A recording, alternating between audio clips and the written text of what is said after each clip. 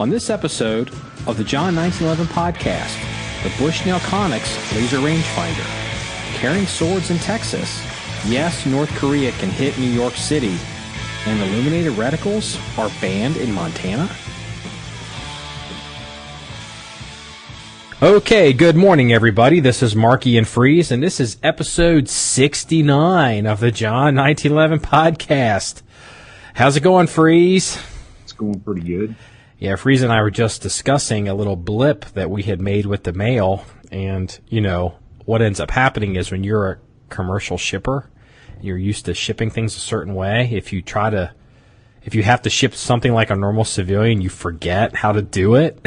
Oh, man, I totally screwed the pooch on that, you know. Yeah, it's okay. It's okay. We caught it, so we'll just go ahead and we'll just ship it commercial, like the adults we are, and we'll do it that way. Well, you try to keep personal shit separate from the business, and you end up just screwing yourself. Well, whatever. Yeah. So we just I just alerted Freeze that he had a little issue that I've been so busy this week. I detected it on like Monday or Tuesday, and it's now Friday, and I just remembered because it's just been so much going on with the range project, and I had to go up to Camp Perry. And it's been kind of busy. So, and I'm a little tired. So let me drink some coffee. I need some caffeine today. So, tell me something fun while I'm drinking caffeine before we get deep into this. Well, I heard an interesting news blip. North Korea launched an ICBM, and they're not telling the truth. It can actually hit New York. No, it's actually better than that. Okay, because it can't hit New York. They're just all lying. Yeah, whatever. I don't really give a shit. Hell, I kind of hope they do it. Don't say that, because you don't. I can't feel sorry for anything bad that happens in there. Anyway, so let me get back to you're like a Patriots goddamn. It's like a Boston Red Sox Yankees guy. The Yankees guy does not really want to blow up Boston. And the Boston guy doesn't want to blow up goddamn New York. It's just fucking baseball. Okay, but you know what I do want to do in baseball? And I won't, but I would like to sneak into Fenway and paint the big green wall red.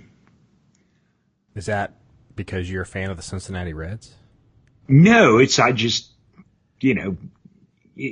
Boston. They're kind of communist up there anyway, so I think red's a more fitting color for them. I'd sneak in there and paint on the wall, if you're a U.S. citizen, Donald Trump is your president. That'll work too. And the other thing I want to do is I want to go to Chicago with the big old backpack sprayer filled with Roundup and spray all their ivy. Is that a reference to the baseball stadium, or what do they call that? Okay?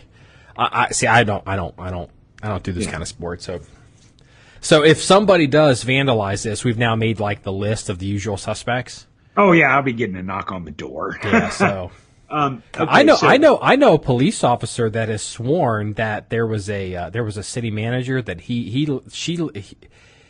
they view her as literally the meanest woman the good Lord ever strung a gut through, and she's dead now, and he swears he's going to go to her grave every year and spray Roundup on her grave and salt the earth just so people wonder, well, this must be an evil bitch because nothing will grow here, because they all hated her.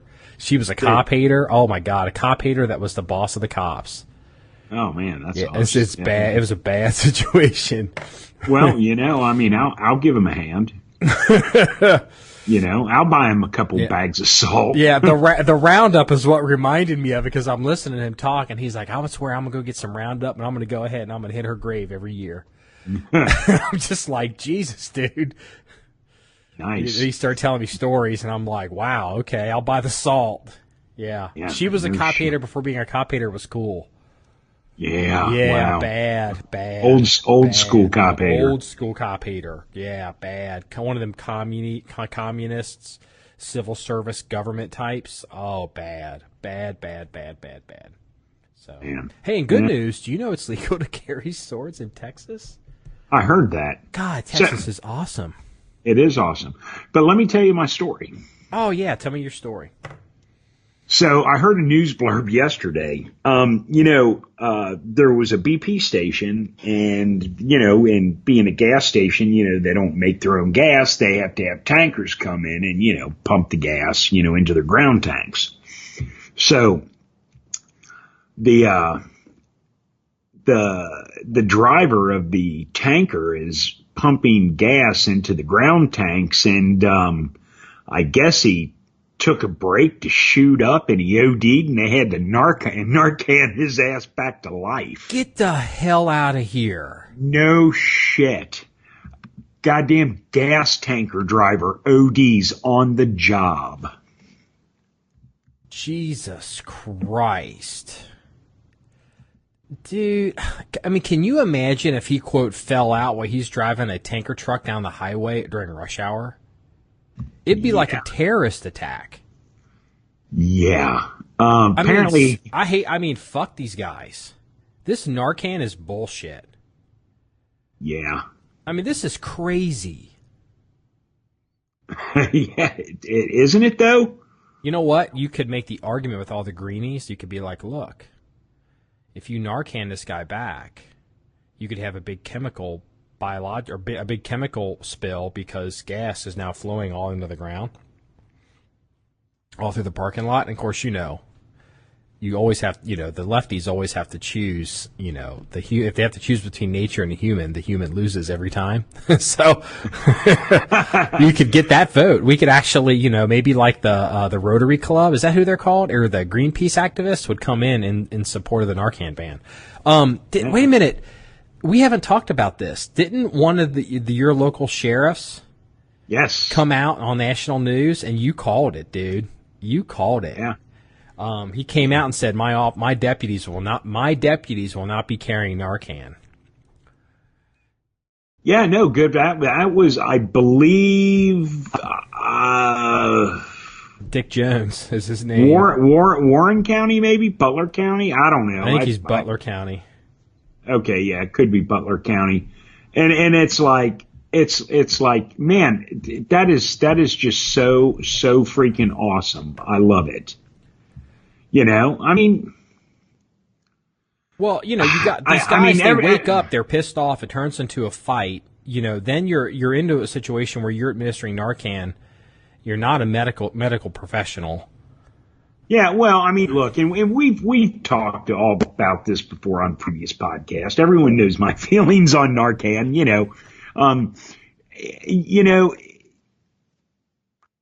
I don't know if they're going to force him to start Narcanning people. We'll see what the courts rule. Someone's going to sue his ass. As soon as someone dies of an overdose, somebody's going to sue that city. Basically saying you didn't, so now you didn't do whatever, and now give us $10 million. Yeah, I mean, that's coming. I mean, because every heroin user is a victim. Yeah, exactly. Well, because they've got a disease. Because heroin addiction is a disease now. They all get disability for it. Mm-hmm. But anyway, I think it's great while it lasts. We'll see how long it lasts. Hopefully it becomes a trend and other people start doing it. Because look, the truth is the heroin epidemic out there it's dangerous to the first responders,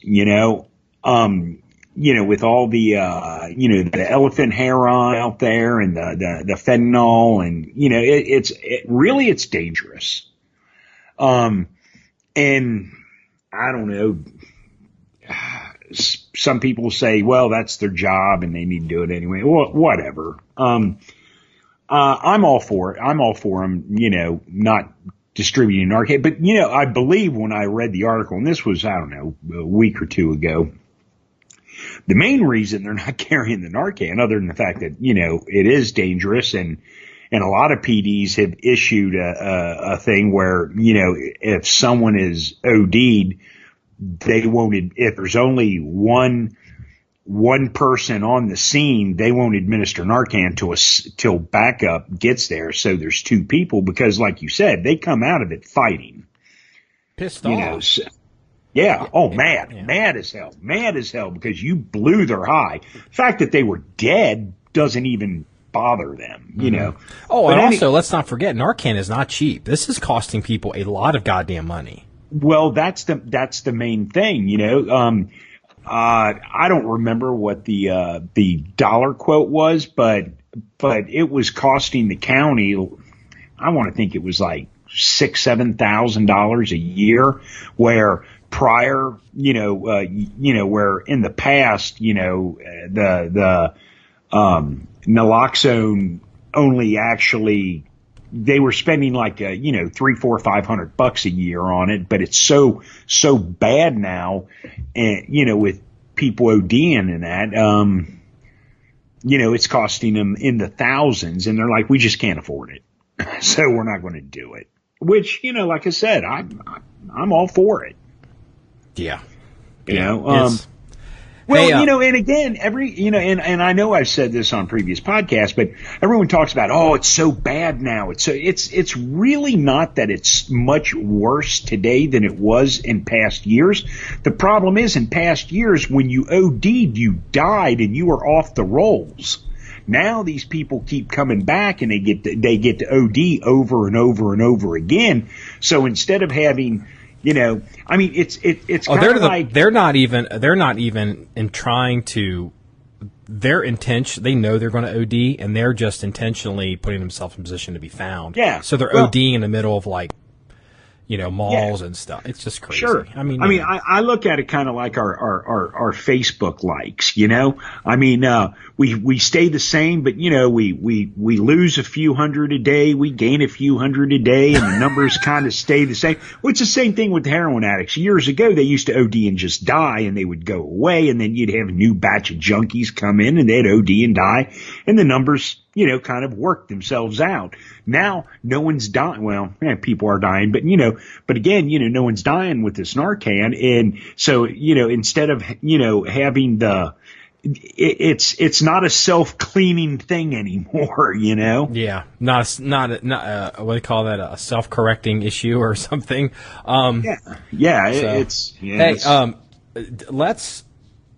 Since we've dived full head first into the dirtbag stories, dude, we haven't talked because there's been just so much going on. Did you hear about the crazy woman who, she got into an argument with her boyfriend and then she lit him on fire?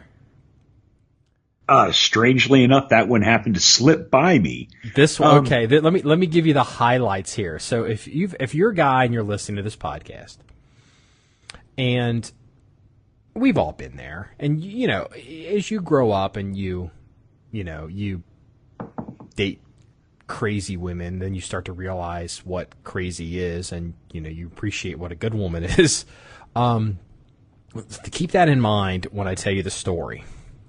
Pennsylvania woman was nabbed after cops say she lit her boyfriend on fire and then used urine to put out the blaze. Awesome. That's like a 10 on the style points for the police blotter. Lee Ann, which, I don't want to get into that name. Lee Ann, don't even go there. Lee Ann, Sepelyak, 38, allegedly set her beau ablaze. I like how they use the word beau. If you are a woman, if you're a guy, and, you're shitting and peeing in a bucket, because that's where the urine came from. You're not shitting and peeing in a bucket at deer camp. You're shitting and peeing in a bucket because you're probably on heroin. Leanne Sepelyak, whatever, allegedly set her beau ablaze early Sunday following a heated argument in the basement of her parents' Penn Hills home. Oh, God, you're making this 38 years old. This woman's not 19 or 16. She's 30. She's almost 40 years old. 40-year-old woman living in her parents' basement. God, you got to just love that stuff. And, dude, I'm looking at her mugshot. And she looked like she probably was a pretty girl at one point. Before the meth got her? I'm looking now. I'm trying to weigh the scales. I'm looking and I'm like, the scales of justice. Is it meth or is it heroin? And I'm like, well, I can't see her teeth, so she's kind of frowning. She's got kind of the beginning phases of bad skin. Well, but you know what? A lot of these heroin addicts, they get up in the morning and smoke meth to take the edge off until they can score heroin. So kind of meth and heroin kind of go hand in hand. Yeah, so it's not like a heroin addict's going, oh, I'm not going to touch that meth. That's bad for your complexion. Okay, hold on. The woman doused her boyfriend, who was not identified. He's the guy that's burned up in ICU at the hospital. He's not going to be hard to ID. In gasoline before using a lit cigarette to ignite the blaze. So literally, she's picking up cans of gasoline. She probably has a cigarette in her mouth because she didn't go, hey, let me light this cigarette. She probably was smoking. She's lucky didn't blow herself up. She then proceeded to use a bucket of urine, quote, which the couple used as a toilet, to put out the flames. It is unclear what the couple was fighting about prior to the blaze. The victim was taken to UPMC Mercy in Pittsburgh for treatment. He suffered burns on 25% of his body. Okay, first off, you have to wonder what they're doing with a gallon of gas in their parents' basement anyway. I'm thinking huffing gas. You know what? Give her parents some credit. They could, they could have lawnmower. I mean, maybe they're. Oh, then that would be called the garage. Well, went up to the garage. Maybe I don't know. I mean, she went up and got a can of gasoline. I mean, I had to gas up the 4-wheelers yesterday. I had to go out and buy a can of gas and. Yeah, you know what? I gas up my tractor and my 4-wheeler all the time, and guess what? They're both parked in the garage. Surprisingly enough, next to the gas can. Yeah. It's not in my parents' basement, though. Well, because you don't live in your parents' basement, first of all. But because you're a grown-ass man with a fucking family. Look. And a job and responsibilities. Look, if shit goes south, I know I've got a room in their basement. Actually, no, I don't. Your parents would be like, fuck you. They'd be like, go over to fucking Marky's. No. They might let me sleep in the barn for a night or two and not charge me too much rent. Oh.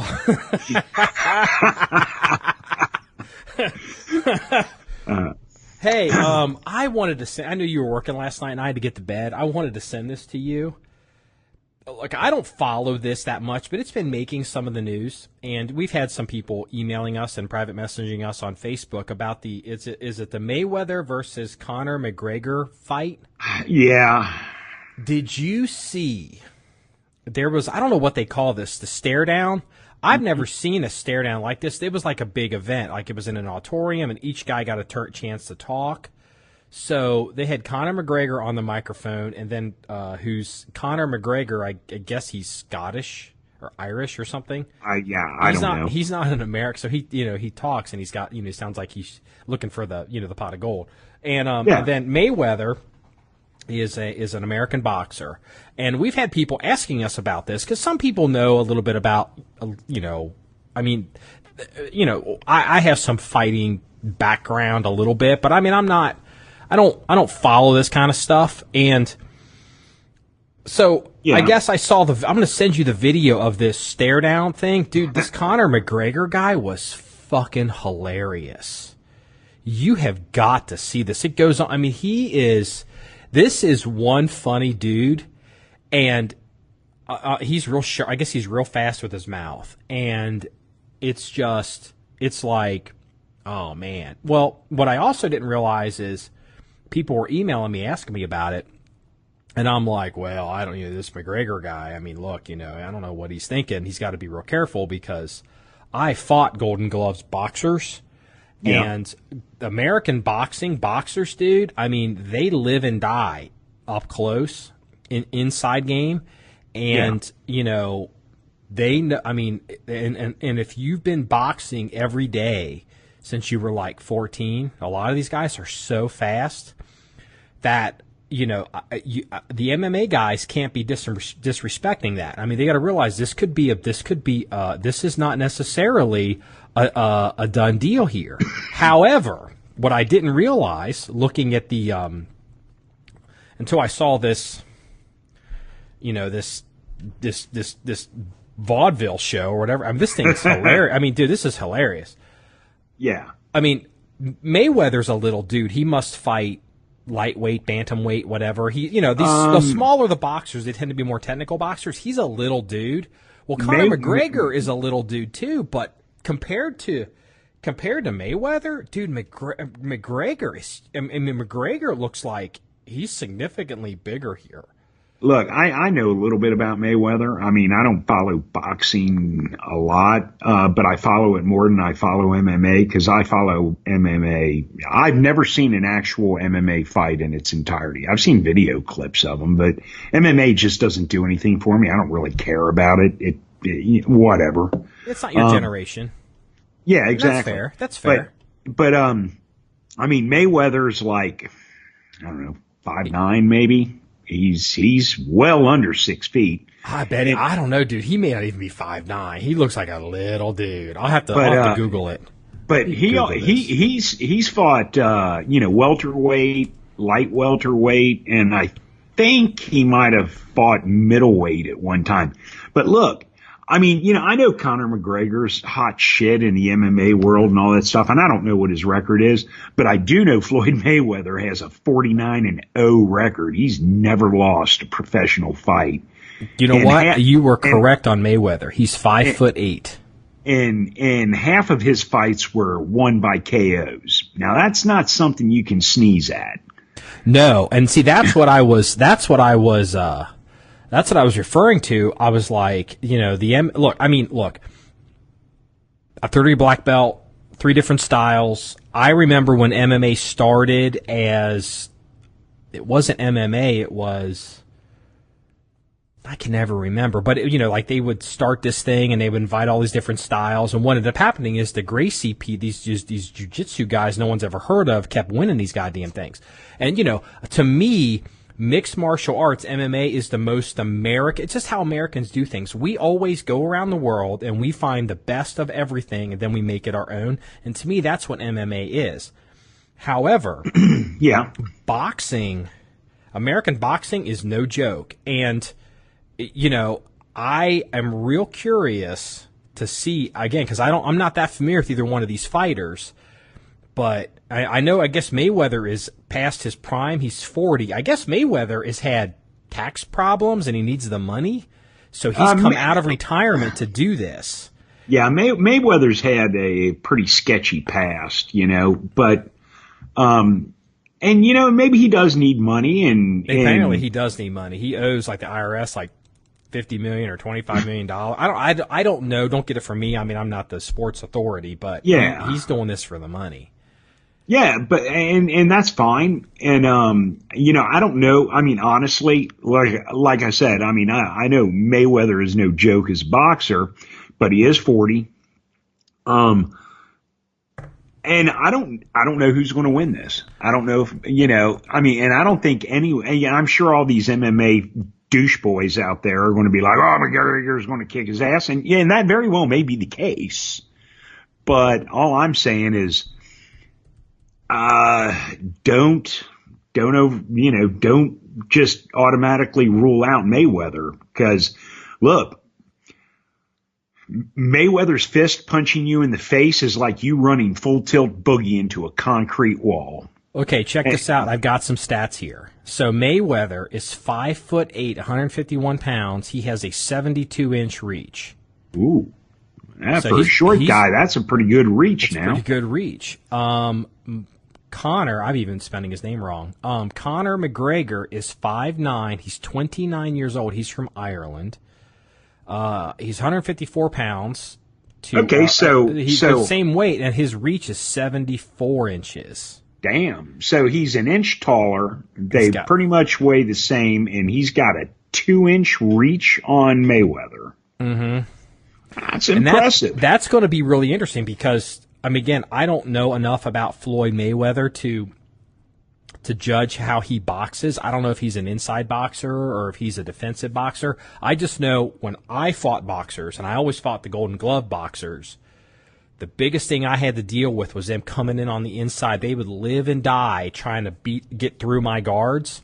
And it was always a challenge, and I really learned a lot from it. And so, I mean, this is going to be interesting. I don't know who I'm rooting for here, and I don't know who's the favorite, and I don't know whatever, but I have a couple of observations. Just from a business standpoint, this could potentially destroy boxing, because MMA is emerging as...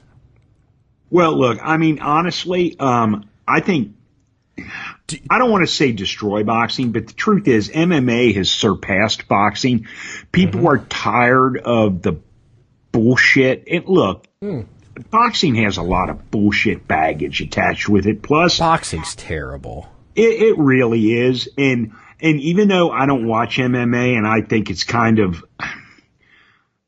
Again, it's not your generation. I know I'm going to piss off a lot of people, but I look at the MMA and all I see is Hulk Hogan and the WWF. I mean, we don't look. I'm not going to. I'm going to. I know how you see that because I know what your perspective is. We don't necessarily agree on that, but I'm not unsympathetic to what you're saying. But with that being said, as far as MMA versus boxing, MMA is killing boxing. It's the sport. Oh, well, let me go ahead and give our listeners a little education here. And I can do this in terms of boxing, and I can do it in terms of climate change, and I can do it in terms of politics, and I can do it in terms of business. All right? The way things are now are not the way things have always been. Okay. So, for example, right now, the biggest companies in the world, Walmart's a big company, but that's changing. Amazon's surpassing Walmart. Apple's a big company, but that wasn't always true. It used to be Microsoft was the big company. There was talk they were going to break up Microsoft. Google is this huge company. Google came out of nowhere. I mean, it used to be, things change. Okay. So let's talk about in the concept of sports. So today, people, when you think in terms of money, I don't know, I haven't looked into this because we're just bullshitting off the top of our heads, but in terms of money, I would venture to guess the two biggest sports today, at least right now, is the NFL and I would say baseball with an asterisk. And I'm mentioning baseball for a reason. Because everyone talks about the NFL, and they talk about, quote, America's pastime. And everyone knows that the NFL does a better job of running their business than baseball does. The largest sport in the United States right now is currently the NFL. Okay, so let me make this point. In the 1950s, our listeners are going to be a lot of them are going to be blown away by this. Do you know what the two highest grossing sport, don't Google it, don't hit mute and start tapping on your keyboard, freeze. Do you know in the 50s what the highest top grossing, top grossing business sports were in the United States in the 1950s? I would probably say number one would be baseball. Nope. No? Top two. Boxing and horse racing. Horse racing was going to be my next guess. Okay, so now here's the point. Okay. Look what's happened to boxing if that's true, if boxing was the NFL or the MMA of the 50s, dude, you and I remember.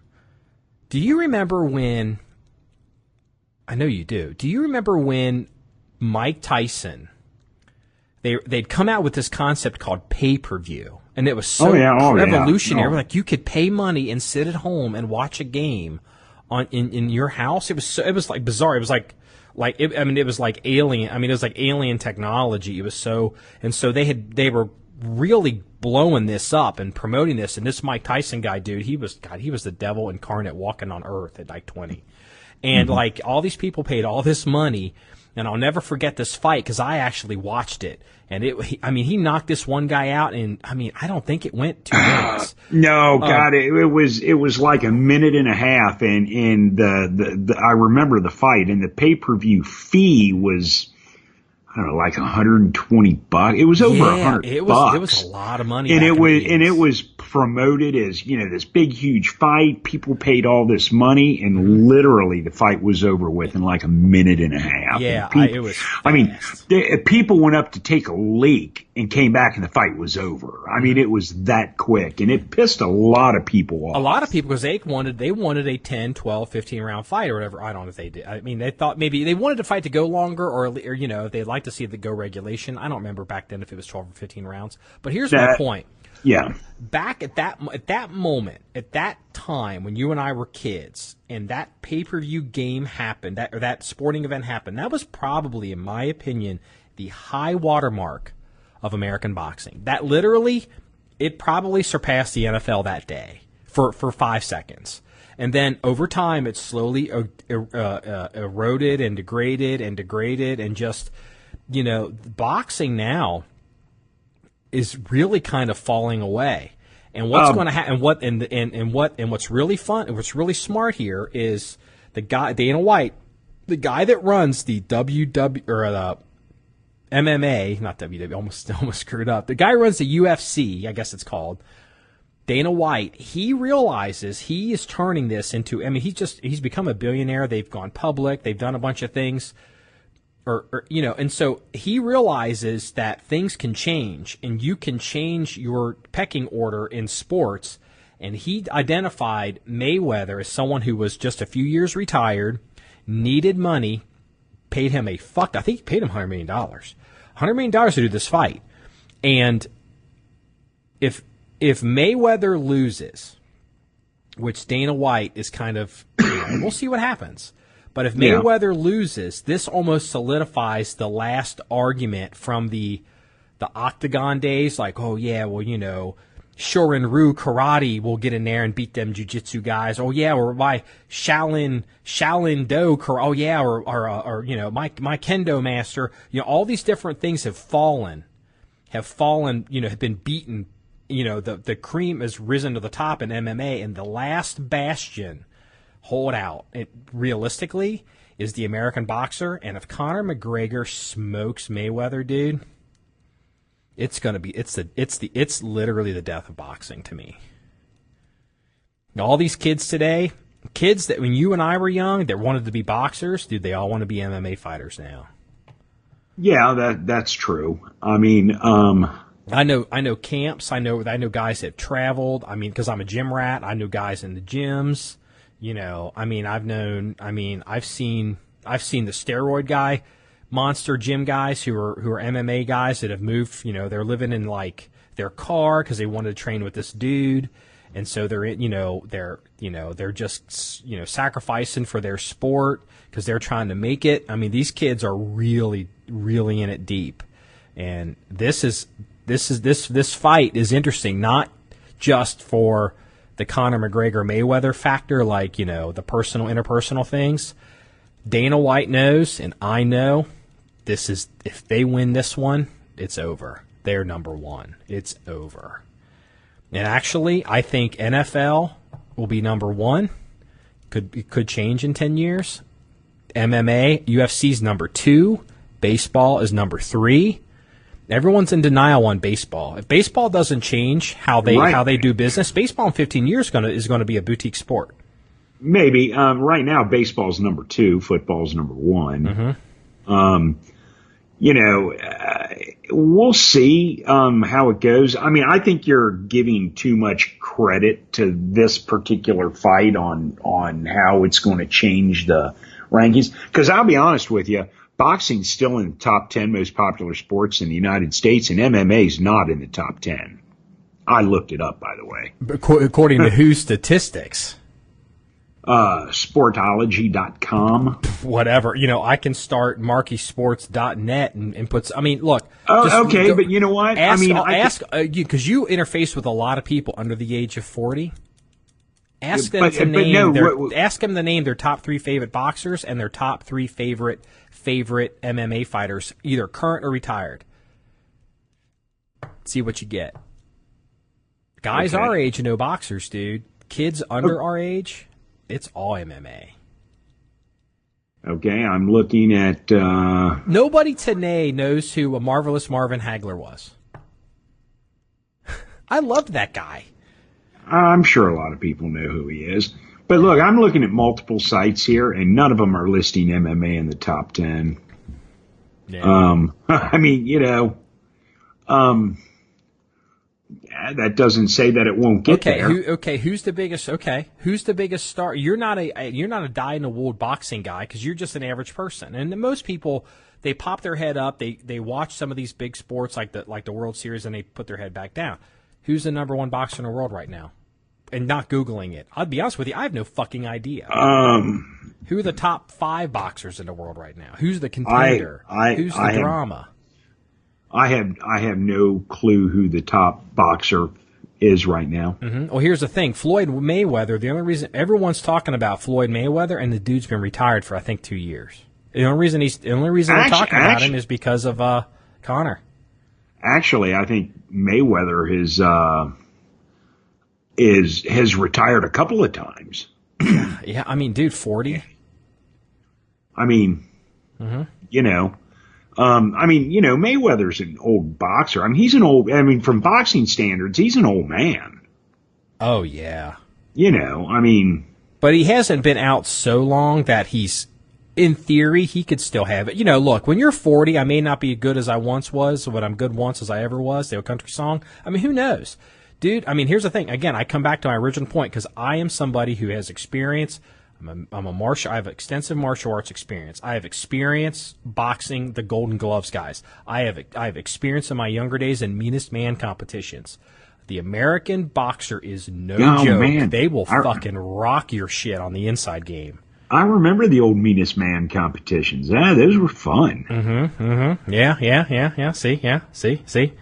See, here's the thing. Whatever happened? Do they even still have meanest man things? Because the thing is, no, I don't think so. Now it's amateur. It'll be a Saturday night MMA match at the local church or something. The meanest man contest morphed into MMA because now you have the amateur MMA night where anyone can get into the ring and do your MMA thing. Mm-hmm. So, and it's gonna look. I don't know enough about Conor McGregor to know, but look, if I'm in the ring, let's say I'm fighting Mayweather, I have to insert myself because the only way I can at least impartial is I have to at least be honest with my own perspectives. If I'm in the ring with a guy against Mayweather, and Mayweather's significantly smaller than me, I'm 6'1", 235, 240. I'm pretty fast, and I've got some speed. I probably don't have the legs or maybe the endurance that some of these guys have, but I know my game. But if I start getting rocked by a guy like Mayweather and I start to lose, I can't promise you that I'm not going to. And this is I'm not cheating here. My mind isn't going to default to like a knee right to his fucking solar plexus. And I just going to have if it starts to go bad as this fight goes on, if it's not over quick. And for some reason, McGregor doesn't just dominate this, and it turns into a couple bouts. It's going to be real interesting if McGregor has to start getting behind the curve. He's not going to lose it and knee this guy or kick this guy and forget that he can't do certain things.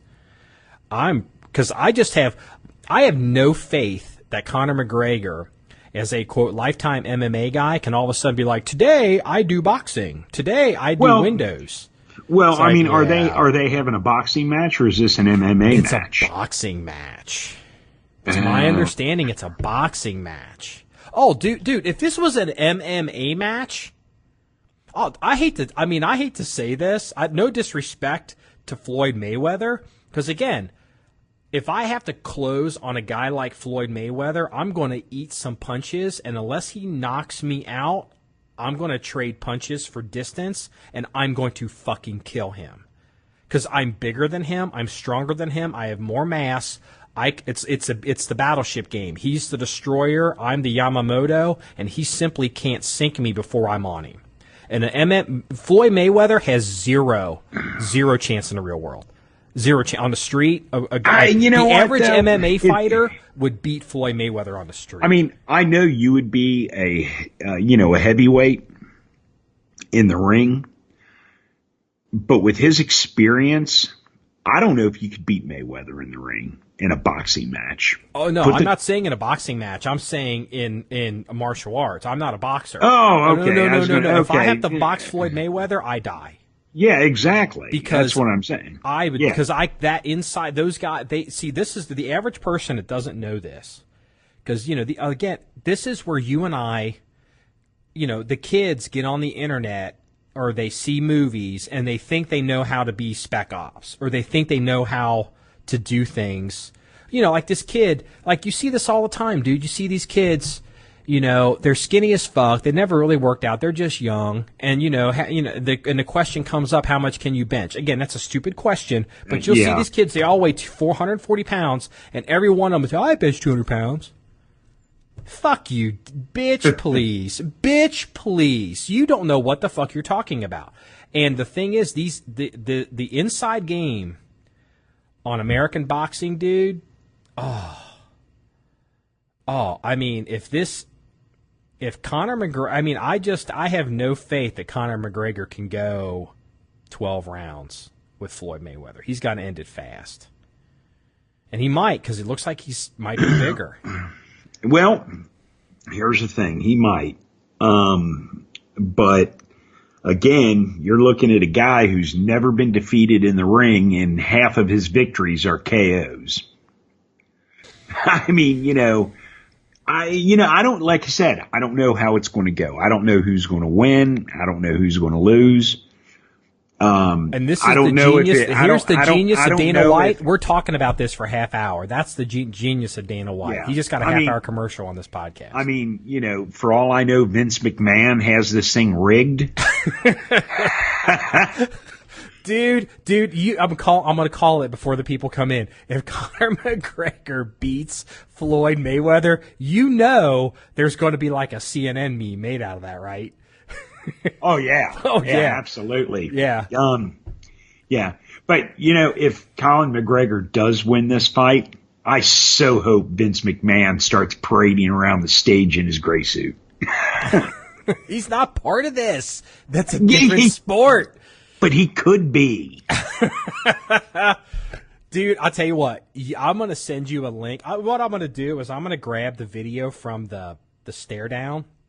It goes on for about 12 minutes, maybe longer, and it is this Conor McGregor guy, dude, in style points and showmanship, this guy is it's unreal, this guy. This guy's got a mouth on him like you can't believe. Kind of like Marvelous Marvin Hagler, dude. Marvelous Marvin Hagler kind of nicer attitude, but you can't help, at least maybe it's a character flaw I can't, even if I wanted to root against Conor McGregor, watching him do his thing, I can't help but like the dude.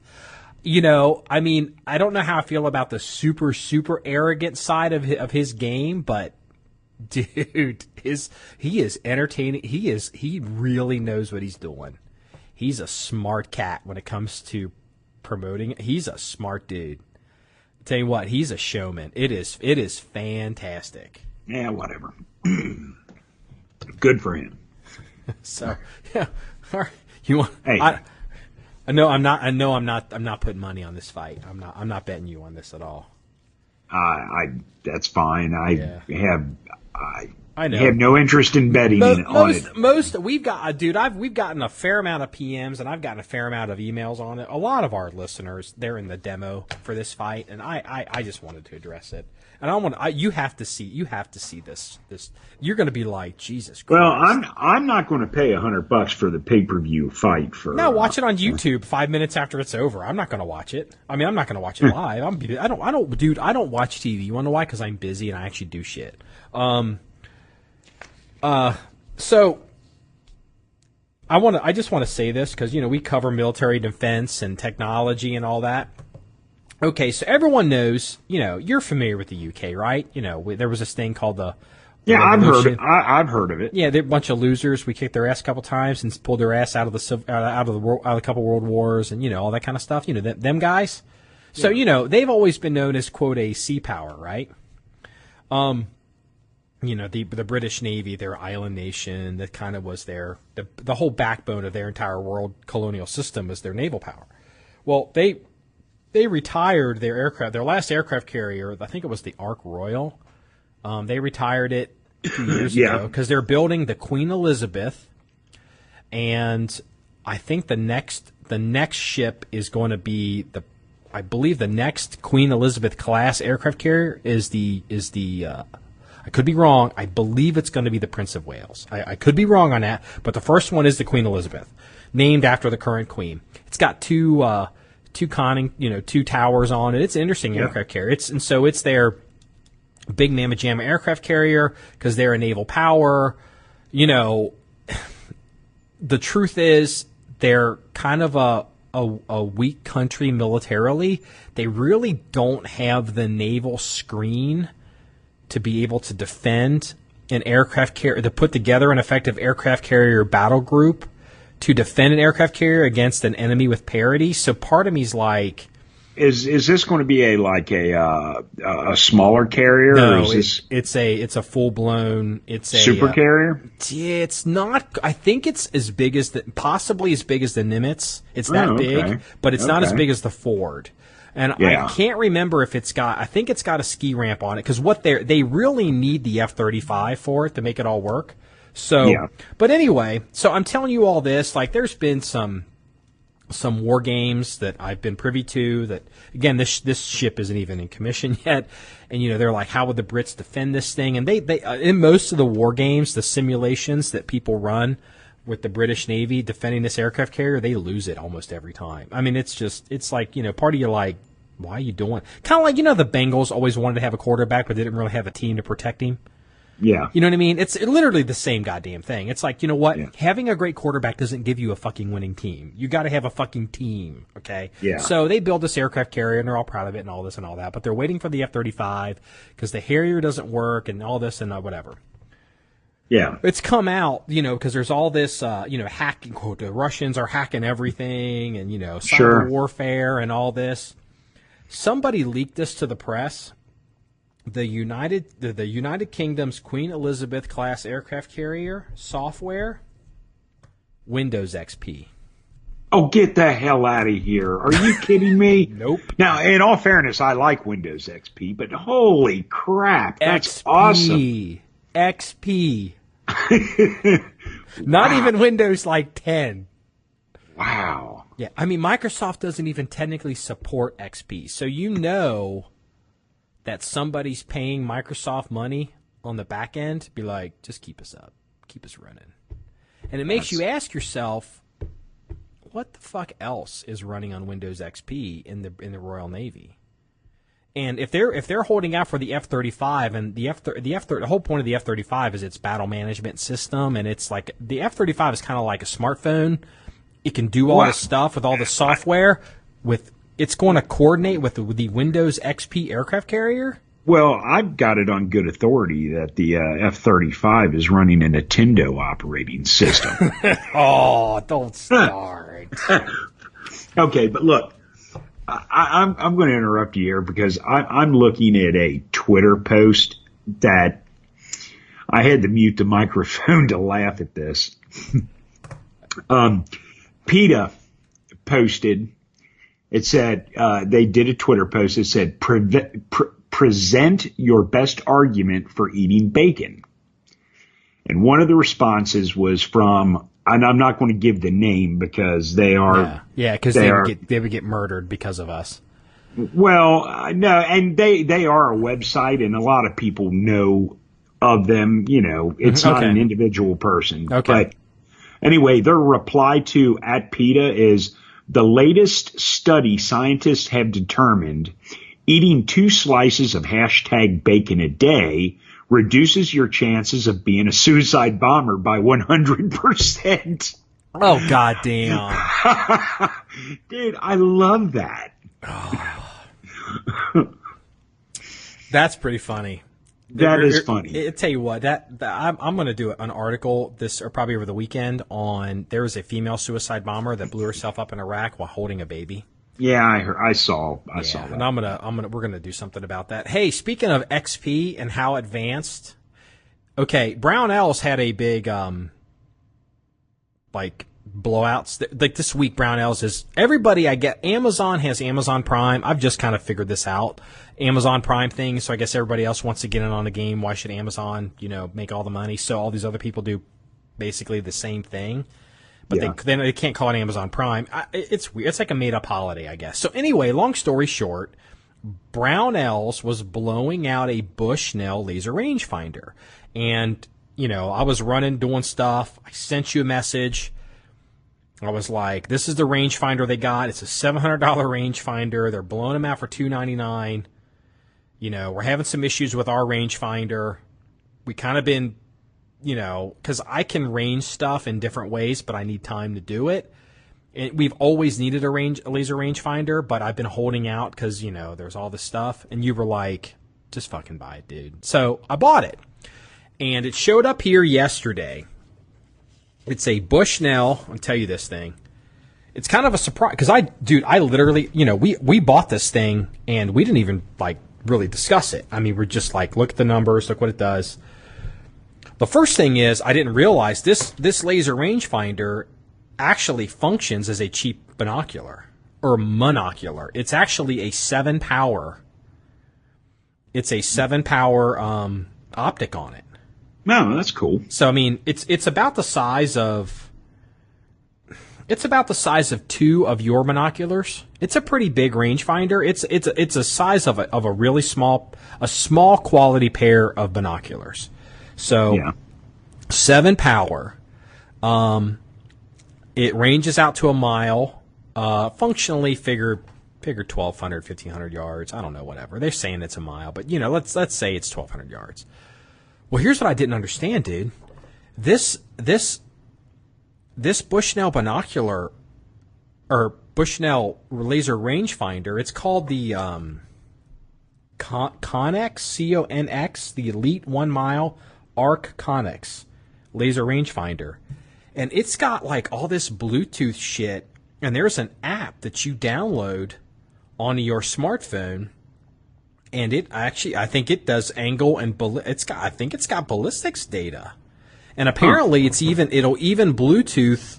It'll connect to the Bluetooth Kestrel. I don't have a Bluetooth Kestrel. I've got an older one, and I'm not going to go buy a new one. But I could be interested if in the data. They're this is interesting, dude. This thing is way more advanced. We just bought it because we wanted a laser rangefinder that we could shoot long distance because we're trying to build another range. And I mean, the thing is that what we're using now is a fairly inexpensive rangefinder, and it's $40 rangefinder. You told me? Nah, I think it was $60, $59.99 or something like that. And it's great for 100, 150, 200 yards. I think you said you had decent luck at 300 yards with it, but really past there, it's not any good. Yeah. I mean, it's great for short distances and it's accurate, but that's about it. Because where it's really, we've been looking at property, and so,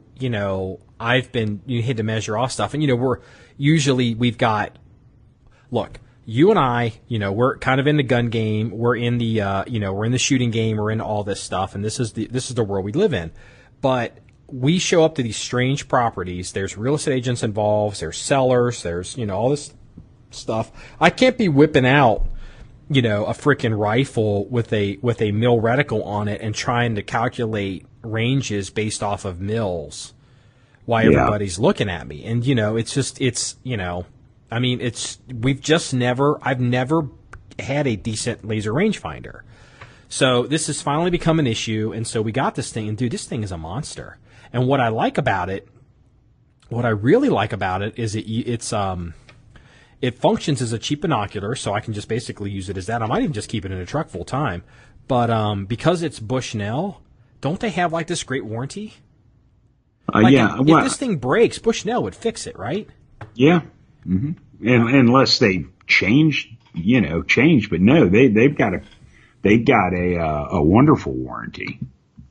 Yeah, dude, you're gonna have to look at this. You're gonna be like, wow. I mean, this thing, it's got a focus ring on it. It's got a sunshade. It's got an eye cup for for your eye if you want to use that. It's got, I mean, this thing is pretty righteous. I mean, there's no reason that this wouldn't just work as a basic hunting binocular east of the Mississippi.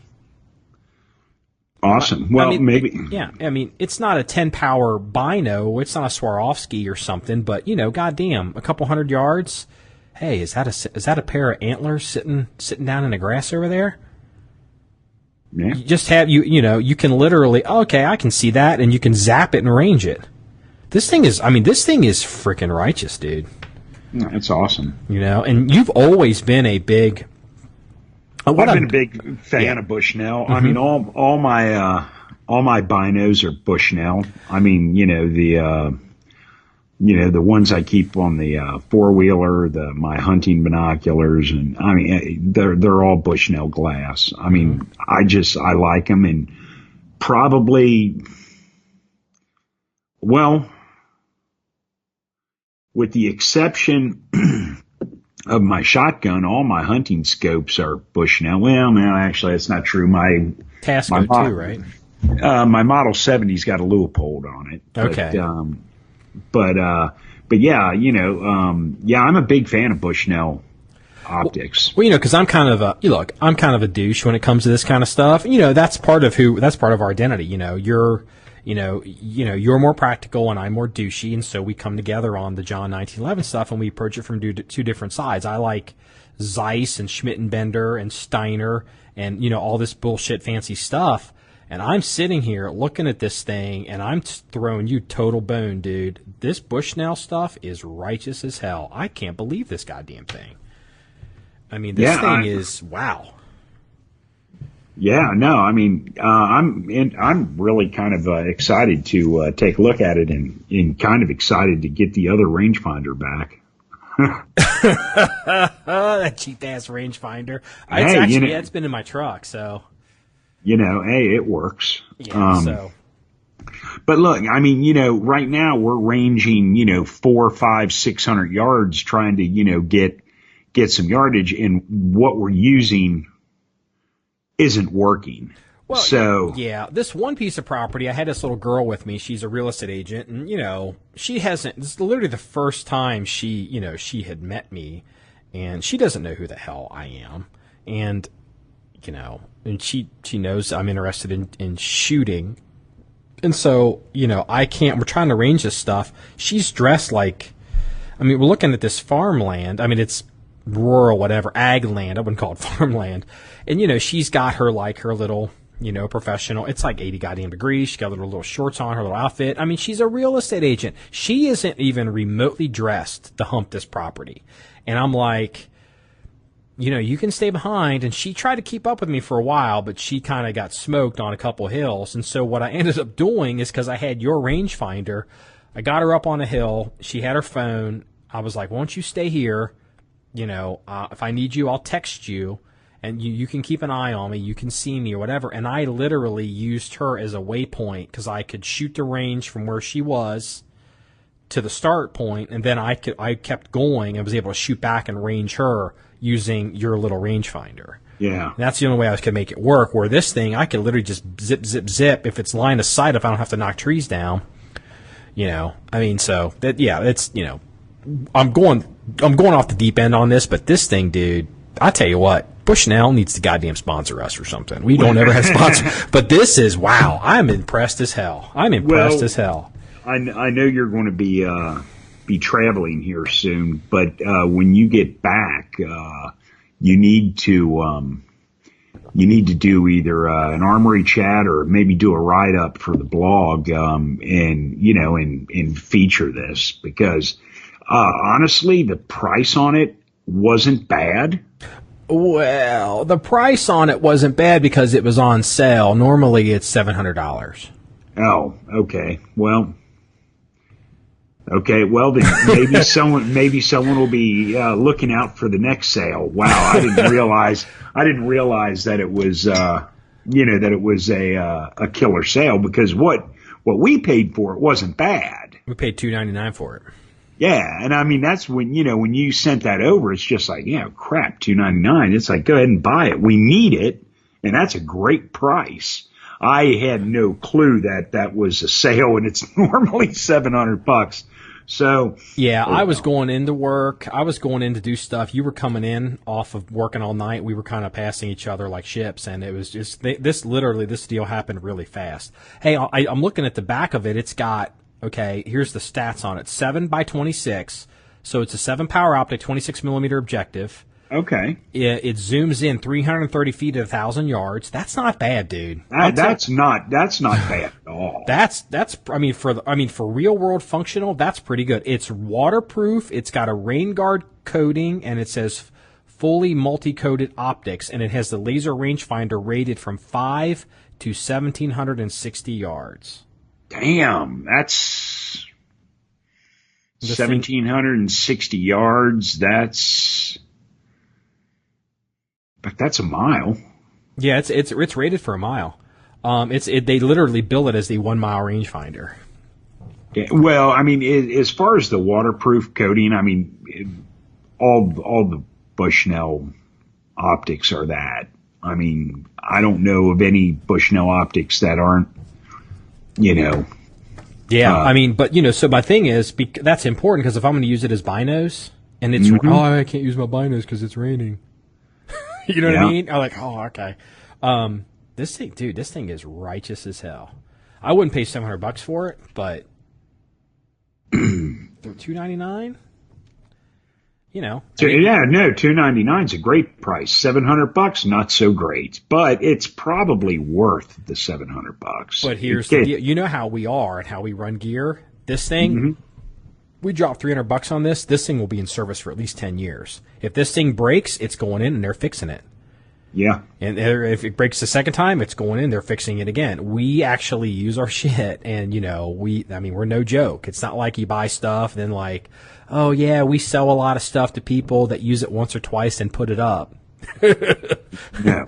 Our stuff gets used pretty hard. Yes, I've got stuff coming back from Blazer, because they've heard of us already from, breaking stuff before. We've broken. Dude, we wore out the grip safety on a Kimber 1911. That's a trick. Yeah, that's not the first grip safety I've worn out either. But look, I mean, when I'm shooting, we're down at Mitchell Range, and I'm shooting it, I use that rangefinder all the time. I mean, because I know we've ranged the targets and we know what distances they're at, but I mean, I'm always shooting, distances while I'm actually shooting, if that makes sense. Sure. Oh yeah. I mean, it's not like, you break it out here and there. And actually, where we deer hunt in Indiana, there's, I'm going to set up a new hunting spot this year, and I need to go out there and shoot some ranges, because when I'm up in my stand, I like to know, I like to know if this tree is, 35 yards or 135 yards, because, I'm using a standard duplex reticled hunting sight, and I mean, I know it's, the hunting scopes, have the little circle rangefinder in there, but, that's kind of like guesstimating. Yeah, that rangefinder of yours is really for archery, because 35 yards in archery is a huge deal. And angles are huge deals. I mean, but so it's look, if you're sitting up if you're set up for hunting and you're sitting up there for 6 hours and you're just waiting, you might as well go ahead and just recon your distances, or recon them ahead of time. I usually do it ahead of time, and I kind of, in my head, I know this tree is so many yards, this bush is so many yards, this cedar over here is so many yards. And that gives me a reference point, and honestly, I can pretty much just, put the crosshairs, on the deer, and anything under 100 yards, I mean, it's going to be minute of deer because, I mean, you have a 12-inch.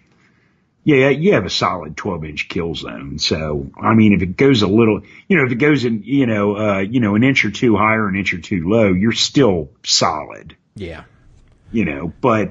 But still, I kind of like to know my distances, especially if you're using a shotgun. And the guys out west that are not used to, deer hunting with a slug gun, your distances are a bit limited. You've got a 1 ounce hunk of lead flying downrange. So, you kind of need to know. Yeah, the things like drop and stuff are huge. But I'm curious because Ohio and Indiana have recently changed their requirement for basically shotgun-only hunting. I'm curious, like especially in Indiana, it's really friendly. I mean, you can shoot all kinds of rifles now in Indiana. Not all of them, but you can shoot a fair amount. I mean, a decent amount of calibers for deer in Indiana. I'm curious what percentage of hunters have dropped the shotgun for a centerfire rifle now. You know what? That's an interesting stat that I have no answer for. Because Indiana's like no other, just like every other state, guys, that previously hunted with shotguns, have rifles that qualify, and I'm sure a lot of them did. But I know several guys last year that still hunted with shotgun because that's what they're used to deer hunting with in the area. And look, in all fairness, Indiana's a farm state. You start getting up north, there's a lot of flat ground, and rifles are a real plus to deer hunting. We hunt down in the Ohio River Valley, and it's all hilly. Yeah. And it's an old cattle farm. And there's 140-yard shot is a long shot for us down there. Yes. Yeah, it really is, because the truth is the deer I shot last year, I shot him at 60 yards maybe. Yeah. You just don't have a long shot. Yeah, you're a lot closer. I think a lot of people out west, like when we were out there mule deer hunting, guy I was with, he shot this deer. I can't remember if it was almost 500 yards or it was 400 and some yards, but the deer had busted us. I mean, it literally was like, it was getting ready to leave. Yeah. And it was like, oh shit, and it was, I think it was 440 or 400 or 390. I can't remember what it was, but like, the buck with a bunch of his does, the does were like, we're out of here. It's like, the does are leaving, dude. You got to go. You got to get him on him now. And he was looking right at us, and he threw a shot, at this deer, hitting first shot, high neck. And he went tumbling over. Actually, I've got some of the shot. I have the shot on video. I should post it, but, we couldn't have gotten 200 yards to that deer. Yeah. 400 yards, that deer was out, he was over it. He probably spotted us at 7.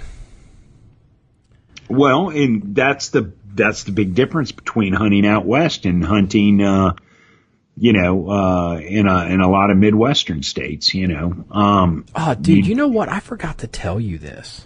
Out in Montana, the outfitter was telling us, and this guy could have been wrong. Maybe some of our listeners could tell us if this is true.